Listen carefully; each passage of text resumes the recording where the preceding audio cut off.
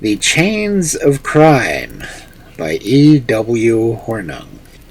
Story number 2. A costume piece. London was just talking of one whose name was already a name and nothing more. Reuben Rosenthal had made his millions in the diamond fields of South Africa and had come home to enjoy them accordingly to his lights. How he went to work will scarcely be forgotten by any reader of the halfpenny evening papers, which reveled in endless anecdotes of his original indigence and present prodigality, varied with interesting particulars of the extraordinary establishment which the millionaire set up in St. John's Wood. Here he kept a retinue of Kaffirs, who were literally his slaves, and hence he would sally with enormous diamonds in his shirt and on his finger, in the convoy of prize-fighter of a heinous repute, who was not, however, by any means the worst element of the Rosenthal menagerie. So said common gossip, but the fact was sufficiently established by the interference of the police on at least one occasion, followed by certain magisterial proceedings which were reported with justifiable gusto and huge headlines in the papers aforesaid. And this was all my knowledge of Reuben Rosenthal, up to the time when the old Bohemian Club, having fallen on evil ways, found it worth its while to organize a great dinner in honor of so wealthy an exponent of the club's principles. I was not at the banquet myself, but a member took Raffles, who told me all about it that very night. "Most extraordinary show I ever went to in my life," he said. "As for the man himself, well, I was prepared for something grotesque, but the fellow fairly took my breath away. To begin with, he's the most astounding brute to look at, well over 6 feet, with a chest like a barrel, and a great hook nose and the reddest hair and whiskers you ever saw. Drank like a fish, but only got muddled enough to make us a speech that I wouldn't have missed for £10. But I'm only sorry you weren't there too, Bunny, old chap." I began to be sorry myself, for Raffles was anything but an excitable person, and never had I seen him so excited before. He had been following Rosenthal's example. His coming to my rooms at midnight merely to tell me about his dinner was in itself so extraordinary as to excuse my suspicion, which was certainly at variance with my knowledge of the man. "Well, what did he say?" I inquired mechanically, divining some subtler explanation of this visit, and wondering what in the world it could be. "Say?" cried Raffles. "What did he not say? He boasted of his rise, he bragged of his riches, and the blackguarded society for taking him up for his money and dropping him out for sheer pique of curiosity and jealousy, because he had so much. He mentioned names, too, with the most charming freedom, and swore he was a good man to the old country, had to show pace the old Bohemians. To prove it, he pointed to a great diamond in the middle of his shirt front, with a little finger loaded with another just like it. And which of our bloated princes could show a pair like that? As a matter of fact, they seemed quite wonderful stones, with a curious purple gleam to them that must mean a pot of money. But old Rosenthal swore that he didn't take £50,000 for the two, and wanted to know where the other man was who went about the 25,000 on his shirt front and another 25 on his little finger. He didn't exist. And if he did, he wouldn't have the pluck to wear them, but had he, he'd tell us why. And before you could say Jack Robinson, he had whipped out a whacking great revolver." "Not at the table?" "At the table, in the middle of his speech. But it was nothing to do what he wanted to do. He actually wanted us to let him write his name on the bullets on the opposite wall to show us why he hasn't been afraid to go out with all the diamonds. That brute Purvis, the prize-fighter, who was his paid bully, had to bully the master before he could be persuaded out of it. There was quite a panic at the moment. One fellow who was a queer got under the table, and the waiters bolted into a man. What a grotesque scene! Grotesque enough, but I rather wish they had let him do the thing and blaze away. He was as keen as knives to show us how he could take care of his purple diamonds. And, do you know, Bounty? I was keen as knives to see it. And Raffles leant towards me with a sly, slow smile that made the hidden meaning of his visit only too plain, at least to me at last. So you think of having a try for the diamonds yourself? He shrugged his shoulders. It's horridly obvious, I admit, but yes, I have set my heart upon them. To be quite frank, I've had them in my conscience for some time. I couldn't hear so much of a man with a prize-fighter and his diamonds without feeling it's a kind of duty to have a go for them. But when it comes to brandishing the revolver and practically challenging the world, the thing becomes inevitable. It is simply thrust upon one. I was fated to hear that challenge, Bunny, and I, for one, must take it up. I was only sorry I couldn't get on my hind legs and say so then and there. Well, I said, I don't see the necessity as things are with us, but, of course, I'm your man. My tone may have been half-hearted. I did my best to make it otherwise, but it was barely a month since our Bond Street exploit, and we certainly could afford to behave ourselves for several months to come. I thought we ought to know when we were well off, and could see no point in our running fresh risks before we were obliged. On the other hand, I was anxious not to show the least disposition to break the pledge in which I had given a month ago, but it was not on my manifest faint-heartedness that Raffles fastened. Necessity, my dear Bunny. Does the writer only write when the wolf is at the door? Does a painter paint for bread alone? Must you and I be driven to crime like Tom and Beau and Dick of Whitechapel? You pain me, my dear chap. You needn't laugh because you do. Art for art's sake is a vile catchword, but I confess it appeals to me. In the case of motives are absolutely pure, for I doubt if we shall ever be able to dispose of such particular stones. But if I don't try for them, after tonight I shall never be able to hold up my head again. His eye twinkled, but it glittered too. We shall have a work cut out for us, was all I said. And do you suppose I should be keen on it if I weren't? Cried Raffles. My dear fellow, I would rob a millionaire if I only could, but I could no more scoop till when the shopwalker wasn't looking, and I could bag the apples out of an old woman's basket. Even that little business last month was a sordid affair, but it was necessary, and I think it strategically redeemed to some extent. Now, there's some credit and more sport in going where they boast that they're on guard against you. The Bank of England, for example, is an ideal crib, but that would need half a dozen of us with years to give it to the job. And meanwhile, Reuben Rosenthal is high enough game for you and me. We know he's armed. We know that Billy Purvis can fight. It'll be no soft thing, I grant you, but what, my good Bunny, what of that? A man's reach must extend his grasp, dear boy, or what the deuce is ambition for? I'd rather we didn't gratify hers just yet, I answered, laughing, for his spirit was irresistible, and the plan was growing upon me, despite my qualms. Trust me for that, was his reply. I'll see you through. After all, I expect to find that the difficulties are nearly all on the surface. These fellows both drink like a deuce, and that should simplify matters considerably. But we shall see, and we must take our time. There will probably be turned a dozen different ways in which the thing might be done, and we shall have to choose between them. It will mean watching the house for at least a week in any case. It may mean lots of other things that will take place much longer. But give me a week and I will tell you more. That's to say, if you're really on. Of course I am, I replied indignantly. But why should I give you a week? Why should we just watch the house together? Because 2 eyes are as good as 4, and take up less room. Never hunt in couples unless you're obliged. But don't you look offended, Bunny. There'll be plenty for you to do when the time comes, and I promise you.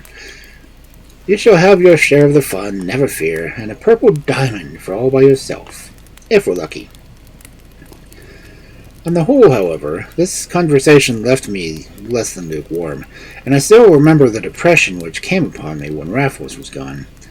I saw the folly of the enterprise to which I had committed myself, the sheer gratuitous and unnecessary folly of it, and the paradoxes in which Raffles was revealed, and the frivolous casualty which was nevertheless half sincere, and which was his personality rendered wholly plausible for the moment of utterance, appealed very little to me when I recalled in cold blood. I admired the spirit of pure mischief in which he seemed prepared to risk his liberty and his life, but I did not find it an infectious spirit on calm reflection. Yet the thought of withdrawal was not to be entertained for a moment. On the contrary, I was impatient of the delay ordained by the Raffles, and perhaps no small part of my secret disaffection came to his galling determination to do without me until the last moment. It made it no better that this characteristic of a man and his attitude towards me. For a month we had been, I suppose, the thickest thieves in all of London, and yet our intimacy was curiously incomplete. With all his charming frankness, there was a Raffles vein of capriciousness reserved for what was perceptible enough to be very irritating. He had the instinctive secretiveness of an invertebrate criminal. I said nothing about it, but it ranked every day, and never more than it was in the week that succeeded the Rosenthal dinner. When I met Raffles at the club, he would tell me nothing, and when I went to his rooms, he was out, or pretended to be. One day he told me he was getting on well, but slowly. It was a more ticklish game than he had thought, but when I began to ask questions, he would say no more. Then and there, in my annoyance, I took my own decision. Since he would not tell me anything of the result of his vigils, I determined to keep one of my own account. That very evening found my way to the millionaire's front gates. The house he was occupying is, I believe, quite the largest in the St. John's Woods district. It stands in an angle formed by two broad thoroughfares, neither of which, as it happens, is a bus route, and I thought of it quieter spots exist within a 4-mile radius. Quiet also was the great square house, and its garden of grass plots and shrubs. The lights were low, and the millionaire and his friends obviously spending their evening elsewhere. The garden walls were only a few feet high. In one there was a slide door opening to the glass passage, and the other two were 5-barred, grained and varnished gates, one at the other end of a little semicircular drive, and both wide open. So still was a place that I had a great mind to walk boldly in and learn something of the premises. In fact, I was on the point of doing so when I heard a quick shuffling step on the pavement behind me. I turned around and faced the dark scowl and the dirty clenched fists of a dilapidated tramp. "You fool," he said. "You utter idiot!" "Raffles?" "That's it," he whispered savagely. "Tell all the neighborhood and give me away at the top of your voice." With that, he turned his back upon me and shambled down the road, shrugging his shoulders and muttering to himself as though I had refused him alms. A few moments I stood astounded, indignant, at a loss. Then I followed him. His feet trailed, his knees gave, his back was bowed, and his head kept nodding. It was the gait of a man 80 years of age. Presently he waited for me midway between two lampposts, and I came up, but he was lighting a rank tobacco and a cutty pipe with an evil-smelling match, and this flame showed me the suspicion of a smile. "You must forgive my heat, Bunny, but it is really very foolish of you. Here I am, trying every dodge, begging at the door one night and hiding in the shrubs the next, doing every mortal thing but stand and stare at the house as you went and did. It's a costume piece, and in a rush of your ordinary clothes. I tell you, they're on the lookout for us night and day. It's the toughest nut we've ever tackled." "Well," said I, "if you had told me before, I shouldn't have come. You told me nothing." He looked at me hard from under the broken brim of the battered billycock. "You're right," he said at length. "I've been too close. It's become second nature with me whenever I'm done anything. But here's an end of it. Bunny, so far you are concerned. I'm going home now. I want you to follow me, but for heaven's sake, keep your distance, and don't speak to me again until I speak to you. There, give me a start." And he was off again, a decrepit vagabond with his hands in his pockets, his elbows squared, and frayed coattails swinging raggedly from side to side.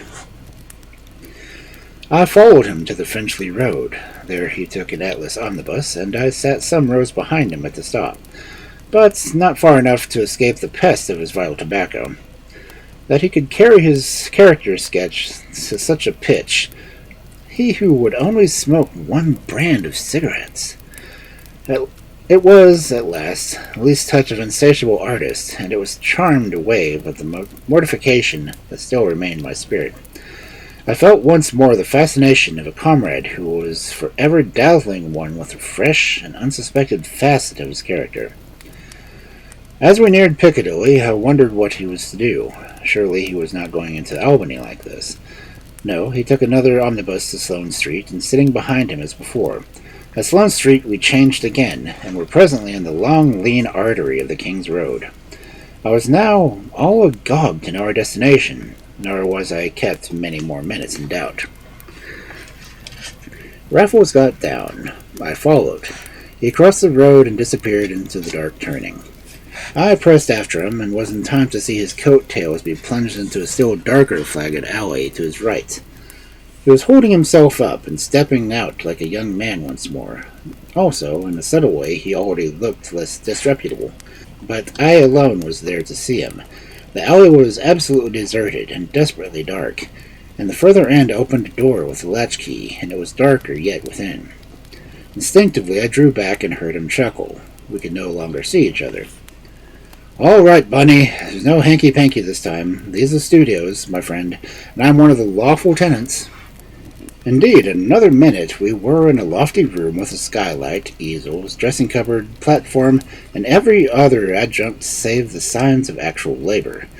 The first thing I saw, as Raffles lit the gas, was its reflection of his top hat on the pegs beside the rest of his normal garments. "Looking for works of art," continued Raffles, lighting a cigarette and beginning to divest himself of his rags. "I'm afraid you won't find any, but there's a canvas I'm always going to make a start upon. I tell them I'm looking high and low for my ideal model. I have a lit stove on principle once a week, and look on it, and leave papers, and smell of Sullivans. How good they are after a shag. Meanwhile, I pay my rent, and am a good tenant in every way. It's a very useful little pied-à-terre. There's no saying how useful it might be in a pinch. As it is, the billycock comes in, and the topper goes out. Nobody takes the slightest notice of either, and at the time of night the chances are that there's not a soul in the buildings except ourselves."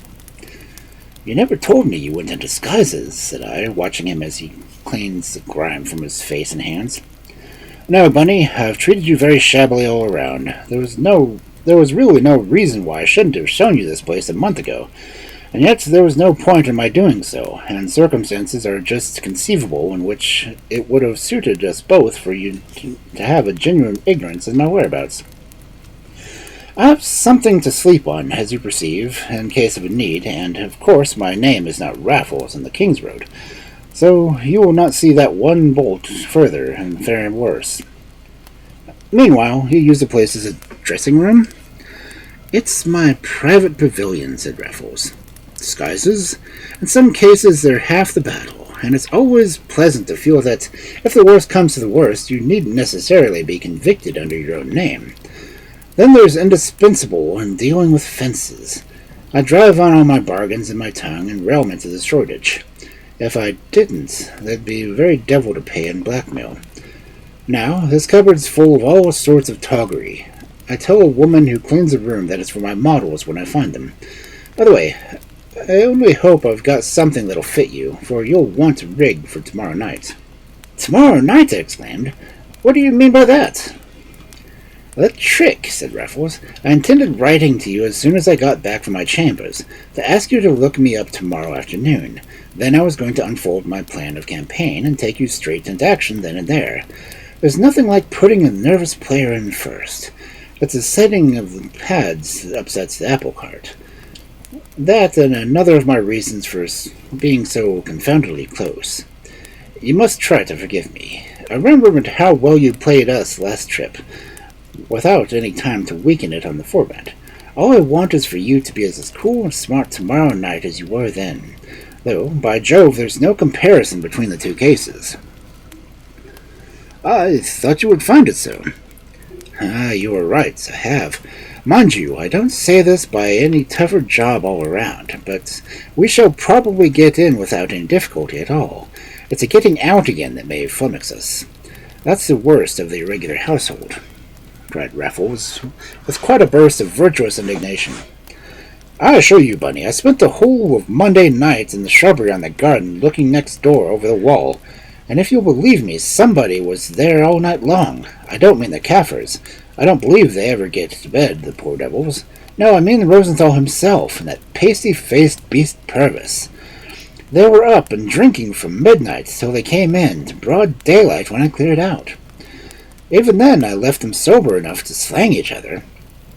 By the way, it's very nearly time come to blows in the garden, within a few yards of me, and I heard something that might come in useful to make Rosenthal shoot crooked in a critical moment. You know what an IDB is? Illicit diamond buyer? Exactly. Well, it seems Rosenthal was one. He must have let it out to Purvis in his cups.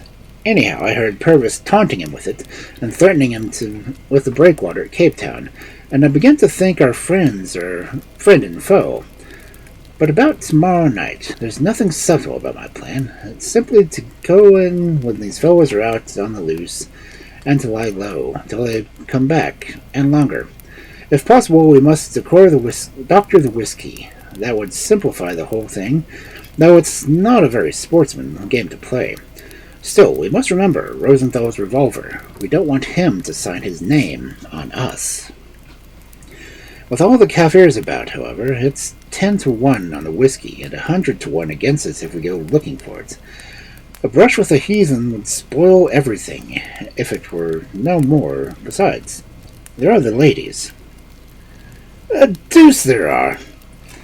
His relations, the very voices for raising Cain. I fear the clamour. It would be fatal to us. Au contraire, if we can manage to stow ourselves away unbeknown, half the battle will be won. If Rosenthal turns in queer, it's a purple diamond apiece. If he sits up sober, it may be a bullet instead. We will hope not, Bunny. All the firing wouldn't be on his side, but it's on the knees of the gods. And if we left it when we shook hands in Piccadilly, not by any means as much later as I would have wished. Raffles would not ask me to his rooms that night. He said he made it a rule to have a long night before playing cricket and other games. His final word to me was framed on his same principle. Mind, take care of yourself tonight, Bunny. Take care of yourself, as you value your life and mine. I remember my abject obedience and the endless, sleepless night it gave me, and the roofs of the houses opposite standing out the last against the blue-gray sky of London dawn. I wondered whether I should ever see another, and was very hard on myself for that little expedition which I was about to make on my own wilful account. It was between 8 and 9 o'clock in the evening when we took up our positions at the garden adjoining the Reuben Rosenthal. The house itself was shut up, thanks to the outrageous libertine next door, who, by driving away his neighbors, had gone far towards delivering himself into our hands. Practically secure from surprise on that side, we could watch our house from the safe side of the wall and just high enough to see over, while a fair margin of shrubs in either garden afforded us an additional protection. Thus entrenched, we had stood an hour, watching the pair of lighted windows, with vague shadows flitting continuously across the drawn blinds, and listening to the drawing of corks, clink of glasses, and the gradual crescendo of coarse voices within. Our luck seemed to have deserted us. The owner of the purple diamonds was dining at home, and dining with undue length. I thought it was a dinner party, Raffles deferred. In the end he was proved right. Wheels grated on the drive, a carriage and pair stood at the steps. There was a stampede from the dining room, and the loud voices died away. They burst forth presently on the porch. Let me make our position perfectly clear. We were over the wall, at the side of the house, but a few feet from the dining room windows. On our right, one angle of the building cut the back lawn in two diagonally. On our left, another angle just permitted us to see the jutting steps and the waiting carriage. We saw Rosenthal come out, saw the glimmer of the diamonds before anything. Then came the pugilist, then a lady with the head of hair like a bath sponge. Then another, and the party was complete. Raffles ducked and pulled me down in great excitement. "The ladies are going with them," he whispered. "This is great." "That's better still." "The gardenia," the millionaire had bawled. "And that's the best of all," said Raffles, standing upright as the hoofs of the wheels crunched through the gates and rattled off into the fine speed. "Now what?" I whispered, trembling with excitement. "They'll be clearing away. Yes, here come the shadows, the drawing room open on the lawn. Bunny, it's a psychological moment. Where's that mask?" I produced it with a hand whose trembling and vain to stand still, and could have died for Raffles when he made no comment on what he could not fail to notice. His own hands were firm and cool as he adjusted my mask for me, and then his own. "By Jove, old boy," he whispered cheerfully, "you look about the greatest ruffian I ever saw. This mask alone will down a horse, if we meet one. But I'm glad I remembered to tell you not to shave. You'll pass for a Whitechapel if the worst comes to the worst, and don't forget to talk the lingo. Better sulk like a mule if you're not sure of it, and leave the tip to me. But please, our stars, there be no need. Now, are you ready?" "Quite." "Got your gag?" "Yes." "Shooter?" "Yeah." "Then follow me." In an instant we were over the wall, and another on the lawn behind the house. There was no moon. The very stars in their courses had veiled themselves for our benefit. I crept at my leader's heels to some French windows opening upon the shallow veranda. He pushed. They yielded. "Luck again," he whispered. "Nothing but luck. Now for a light." And the light came. A good score of the electric burners glowed red for a fraction of a second, then rained merciless white beams into our blinded eyes. When we found ourselves in sight, 4 revolvers covering us, and between 2 of them the colossal frame of Reuben Rosenthal, thick with a wheezy laughter from head to foot. "Good evening, boys," he hiccuped. "Glad to see you, by James. Shift foot a finger. You on the left, though. You're a dead boy. I mean you, the beggar." He roared out at Raffles. "I know you. I've been waiting for you. I've been watching you all this week. Plucky smart you thought yourself, didn't you? One day begging, the next day shamming ill, and the next one your old pals with the Kimberley, and they never come in when I'm there. But you left the same tracks every day, you buggins, and left the same tracks every night, all around blessed premises." "All right, governor," drawled Rattles. "Don't excite yourself. It's a fair do. We don't want to know how you brung it on us. Only, don't you go and shoot across 'cause we lent on. Size me." "Aye, you're a knowing one," said Rosenthal, fingering his triggers. "But you stuck a knowing her." "Oh, thus? We know all about it. Set a thief to catch a thief, you huss." My eyes had torn themselves from the black round muzzles, from the accursed diamonds that had been our snare, and the pasty pig-face over the overfed pugilist, and the flaming cheeks and hooked nose of Rosenthal himself. I was looking beyond them at the doorway, filled with quivering silk and plush, black faces, wide eyeballs, and woolly plaits. But a sudden silence recalled my attention to the millionaire, and only his nose retained its color. "What do you mean?" he whispered with a hoarse oath. "Spit it out, or I shall have to drill you." "We'll press that breakwater," drawled Raffles coolly. "Eh?" Rosenthal's revolvers were describing widening orbits. "With the price of breakwater, old IDB." "Where'd you get that from?" asked Rosenthal with a rattle in his thick neck meant for mirth. "You may as well ask," said Raffles. "It's all over the place where I'd come from." Who could have spread such rot? I don't know, said Raffles. Ask the gentleman on your left. Perhaps he knows. The gentleman on his left had turned livid with emotion. Guilty conscience never declared itself to plainer terms. For a moment his small eyes bulged as if they would leave his head. The next, he had pocketed his pistols with professional instinct, and was upon us with his fists. Out with the light! Out with the light! Cried Rosenthal in a frenzy. He was too late. No sooner had the burly pugilist obstructed his fire than Raffles was through the window at a bound, while I, for standing still and saying nothing, was scientifically felled to the floor. I could not have been many moments without my senses. When I recovered them, there was a great to-do in the garden, but I had the drawing-room to myself. I sat up. Rosenthal and Purvis were rushing about outside, cursing the Kaffirs and nagging at each other. Over that wall, I tell you! I tell you, it's this one! Can't you whistle for the police? Police be hanged! I've had enough of the blessed police. Then we better get back and make sure the other's bounded. Oh, make sure you're skinned. That's what you better do. Charlie, you, Black Hog, if you catch you sulking... I never heard the threat. I was creeping from the drawing room on my hands and knees, my own revolver swinging by the steel ring on my base. For an instant I thought that the hall also was deserted. I was wrong. I crept upon a Kaffir on all fours. Poor beggar, I could not bring himself to deal with the base blow, so I threatened him with the most hideous way with my revolver, and left the white teeth chattering in his black head as I took the stairs 3 at a time. Why I went upstairs to that decisive fashion, as though I were on my course, I cannot explain. But garden and ground floor seemed alive with men. I might have done worse. I turned to the first room I came to on the first floor.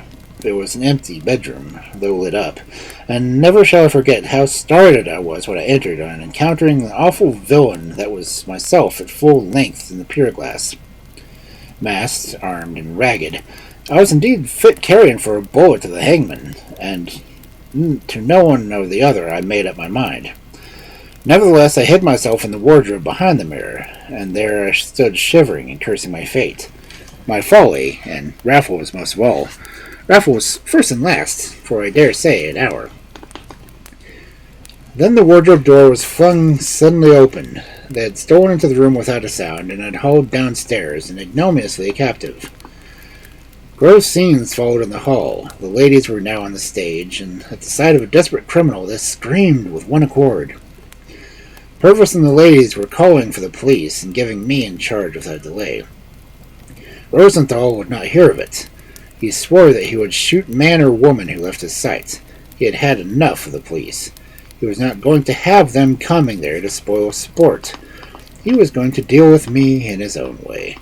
With that, he dragged me from the other hands and flung me against the door, and sent a bullet crashing through the wood within an inch of my ear. "A drunken fool! It'll be murder!" shouted Purvis, getting in the way of the second time. "Murder it is, then. He's armed, isn't he? I shot him in self-defense. It'll be a warning to the others. Will you stand aside, or do you want it yourself?" "You idiot!" said Purvis, still between us. "I saw you take a neat tumbleful since you came in, and it's made you perfect fool. Pull yourself together. You ain't going to do what you'll be sorry for." "Then I won't shoot at him. I'll only shoot round and round the old beggar." "You're quite right, old fellow. Wouldn't hurt him. Great mistake. Round and round. There, like that." His freckled paw shot up over Purvis's shoulder. The mauve lightning came from his ring, and a red flash from his revolver. The shrieks from the women and the reverberations died away. Some splinters fell upon my hair. The next instant the prize-fighter disarmed him, and I was safe from the man, but finally doomed to the deep sea. A policeman was in our midst. He had entered through the drawing-room window. He was an officer of a few words and incredible promptitude. In a twinkling, he had handcuffs on my wrists, while the pugilist explained the situation, and his patron reviled the force and its representative of the impotent malignity. A fine watch they kept, a lot of good they did, coming in when it was all over, and the whole household might have been murdered while in bed. The officer only deigned to notice him as he marched off. We know all about you, sir, he said contemptuously, and he refused the sovereign progress offered. You'll be seeing me again, sir, at Marylebone? Shall I come now? As you please, sir. I rather think the other gentleman requires you more, and I don't fancy this young man means to give me much trouble. Oh, I'm coming quietly, I said, and I went. In silence, we traversed perhaps 100 yards. It must have been about midnight. We did not meet a soul. At last, I whispered, "How on earth did you manage it?" "Purely by luck," said Raffles. "I had the luck to get away clear through knowing every brick in the brick wall garden, and the double luck to have had those togs with me and the rest over at Chelsea. The helmet is one of my collection that I made up at Oxford. Here it goes over the wall, and we better carry the coat and the belt before we meet a real officer. I got them once for a fancy ball, ostensibly, and thereby hangs a yarn. I always thought they might come in useful a second time. The chief crux tonight was getting rid of the hansom that sought me back. I sent them off to Scotland Yard with 10 bob and a special message to good old Mackenzie. The whole detective department will be at Rosenthal's in about half an hour. Of course, I speculated on our gentleman's hatred of the police, and another huge slice of luck. If you'd got away and good, not have I felt that the man's to play with his mouse for very much longer. Yes, Bunny, I've been more of a costume piece than I intended, and we've come out with a good deal less than credit. But by Jove, we're jolly lucky to have come out of this one at all."